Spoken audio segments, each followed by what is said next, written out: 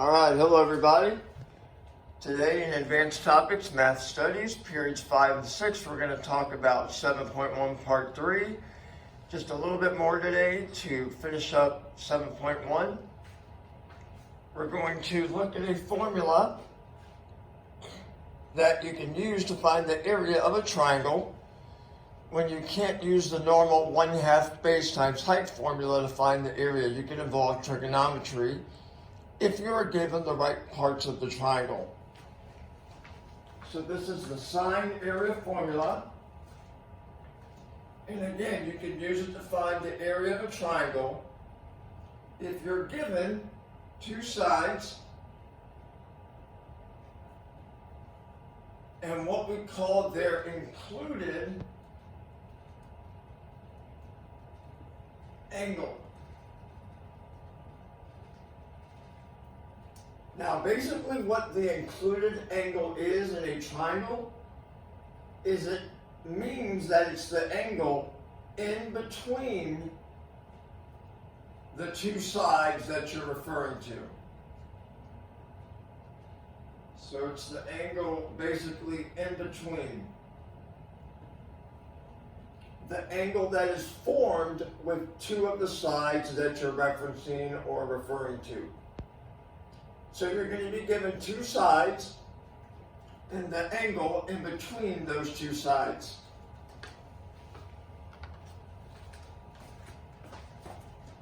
All right, here is the formula in the rectangle box right here.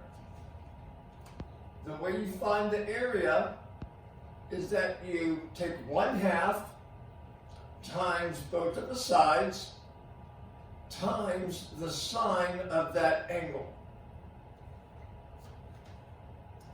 So A and B, lowercase a and b, are the two sides that you're given. And this capital angle is the included angle.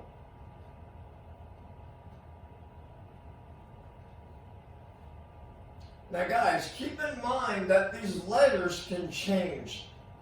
Okay, it doesn't have to be A and B. It could be A and C or B and C. And this doesn't have to be capital C. It could be angle B or angle A. But the important thing is to realize and remember that the angle used for C, the angle right here, is the included angle. And it will be a different letter. Whatever these two letters are, this angle will be a different letter. Okay? So the angle must be an included angle, which means it's a different letter.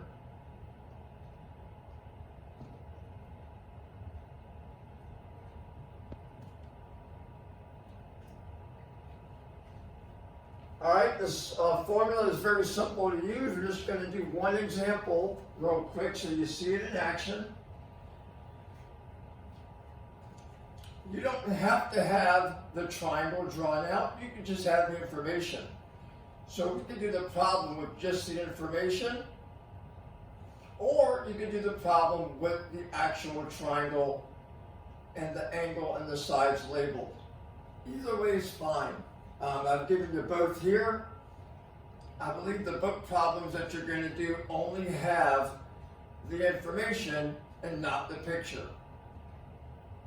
Okay, but either way, either one of these type that you're given, you should be able to handle it okay. All right, so we're going to find the area. So let's just go ahead and bring up the formula. The two sides are 12 and 7. You're going to substitute those in. So the area is 1/2. The two sides, so 12 times 7 are your two sides. And then the sine of the angle. See how it's a different letter? The sides are A and C. The angle must be a different letter. That means it is the included angle. You'll see if we were to draw it out in the triangle over here. So the sine of 54 degrees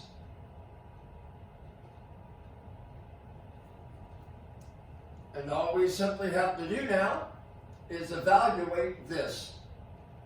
We can go ahead and figure out what the sine of 54 degrees is. Make sure your calculator is set to degrees. You get about 0.809. 1/2 of 12 is 6. 6 times 7 is 42.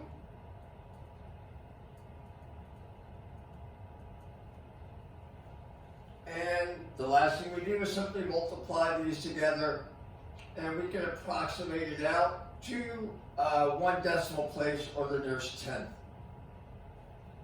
And if we do that, we get very, very close to 34. It does actually round to 34.0. So the area of this triangle would be 34 square units. About 34 square units. You'll see that with this given information, we can't use the normal area formula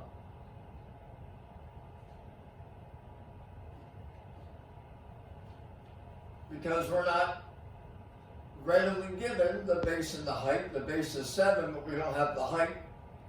But given the two sides and the included angle, we can easily use the sine area formula to find the area of the triangle.